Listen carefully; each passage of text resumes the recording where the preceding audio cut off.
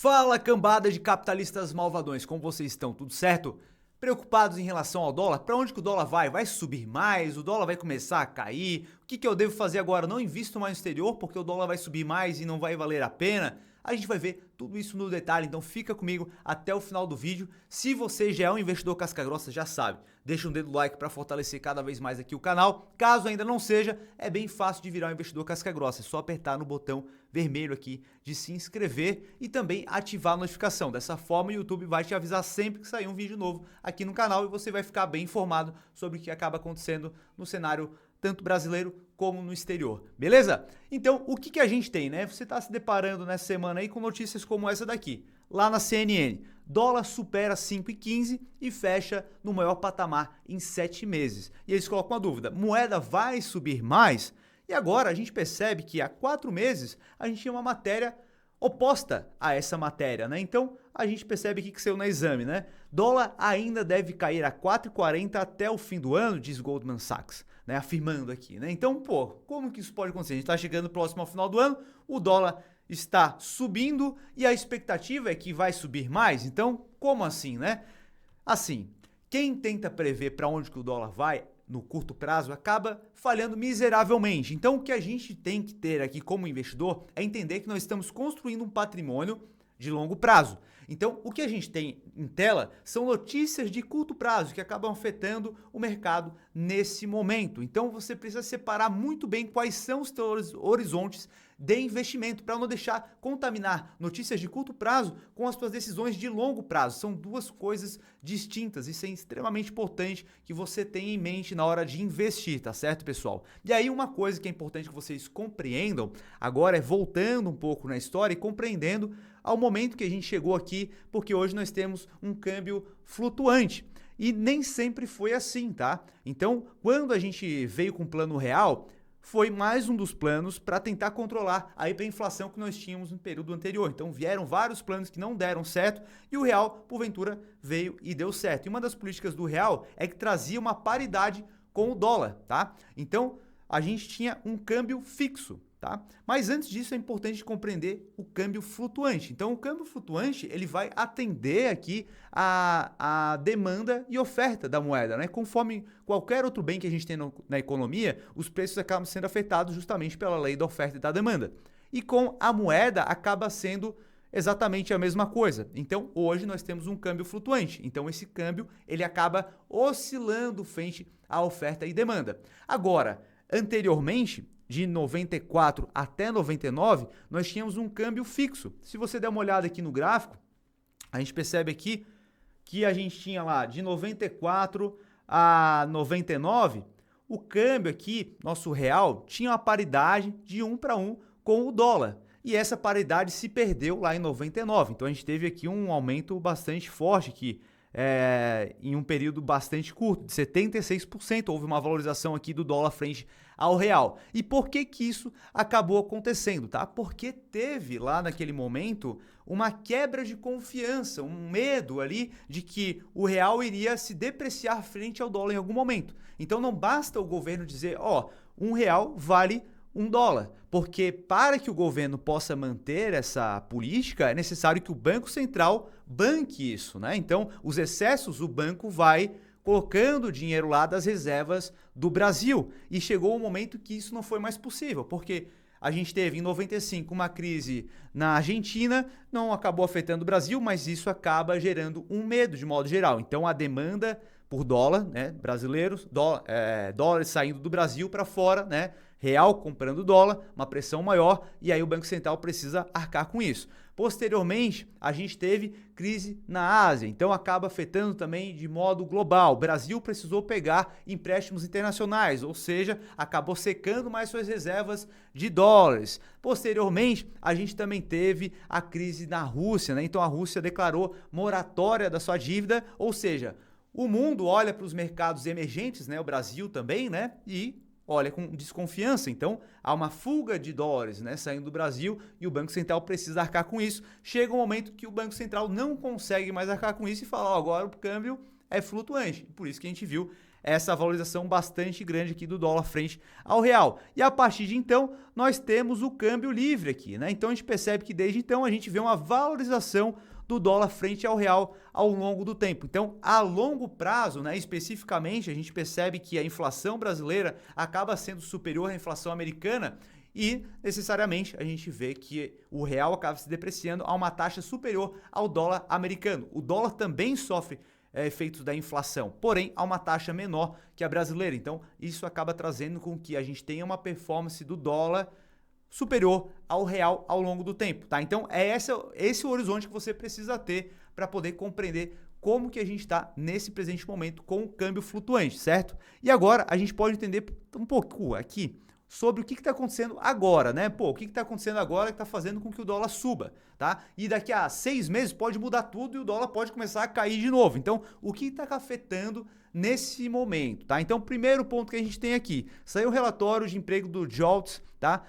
E lá nos Estados Unidos, né, esse relatório, a expectativa foi superada, né? Então, havia uma expectativa de criação de 8,9 milhões de empregos e foi tido uma criação de 9,6 milhões.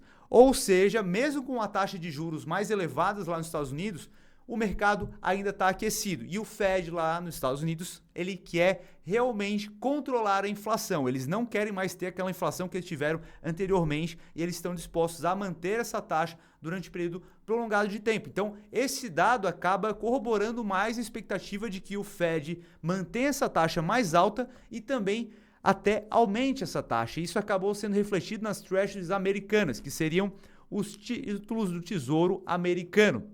Porque caso você não saiba, não é o governo americano, não é o governo brasileiro que fala o quanto que eles irão pagar nos títulos de longo prazo, de médio prazo. E sim, o próprio mercado é quem precifica o quanto vai pagar e aí o governo simplesmente vai ter que honrar com aquele valor ali, aquela taxa. Então, o mercado acaba embutindo uma expectativa de crescimento nos juros americanos com essa notícia que saiu dos treasuries americanos ali aumentando, tá? Isso acaba denotando justamente um aumento na taxa de juros ou a manutenção por um período mais prolongado de tempo.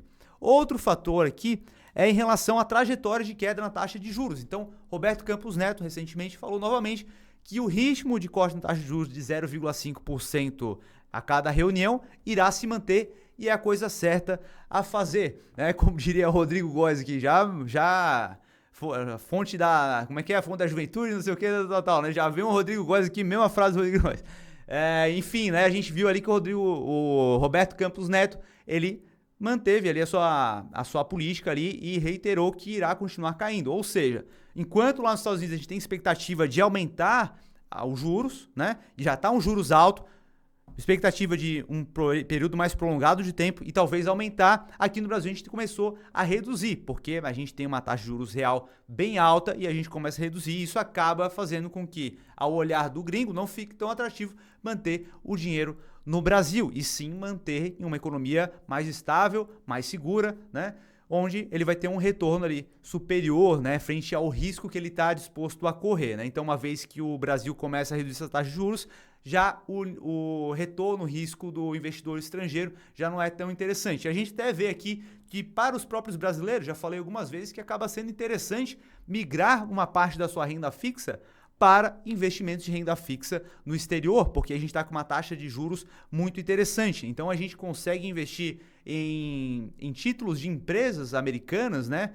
De excelentes empresas como Amazon, como Microsoft, como Apple, a taxas de 4,5%, 5%, e isso a gente acaba conseguindo ter uma taxa muito boa e uma economia estável e também com uma possível valorização do câmbio também. Então acaba sendo positivo em duas pontas, tá?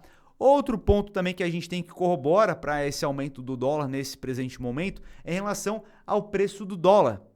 Do petróleo, tá? Porque, como você vê aqui, né? Decisão da OPEP apoia preço de petróleo e petróleo pode subir a $100 o barril, diz executivo da Equinor, tá?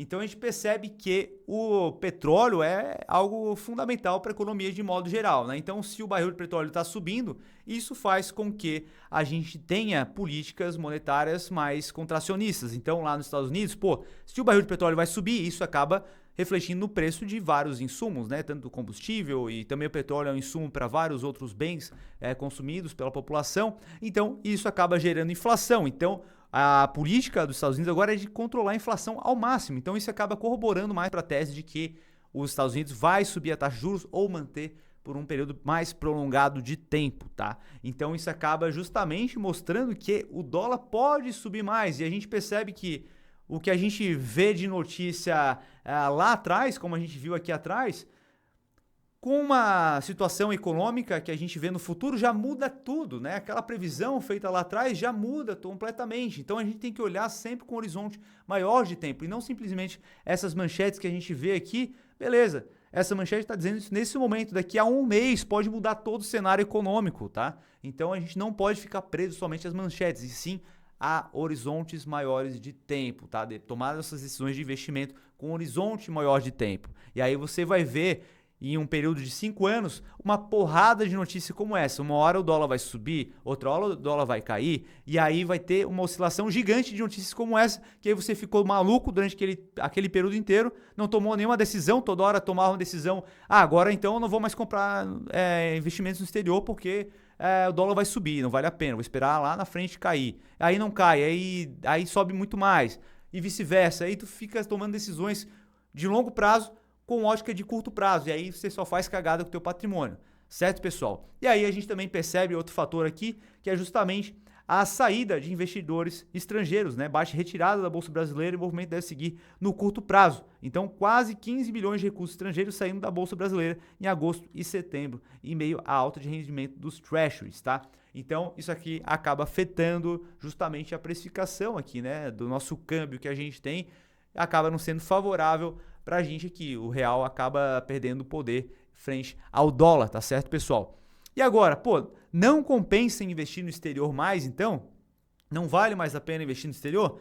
Cara, já falei para vocês, né? Se a gente olha a longo prazo aqui, o dólar frente ao real, a gente tem uma valorização dele, né? Então a gente está investindo para construir patrimônio. Então, nesse ponto aqui, a gente acaba se beneficiando.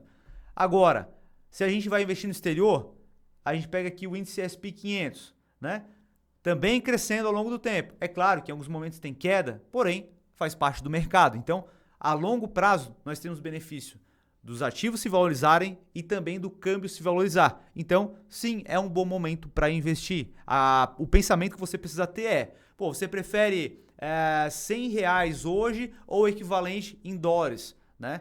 Daqui a 10 anos. Então, você tem R$100 hoje que você pode converter em dólar. Você prefere guardar esses R$100 e só usar daqui a 10 anos, ou você prefere ter o equivalente em dólar e só usar daqui a 10 anos? Daqui a 10 anos, a probabilidade do dólar valer mais que os R$100 é muito maior. Então, é esse o pensamento que você tem que ter para poder tomar as suas decisões de investimento. Tá certo, pessoal? Agora, eu quero saber o seguinte, você curtiu o vídeo? Se curtiu, deixa um dedo like aí, se inscreva no canal caso ainda não esteja inscrito. E agora, eu vou ficando por aqui, a gente se vê no próximo vídeo. Um abraço!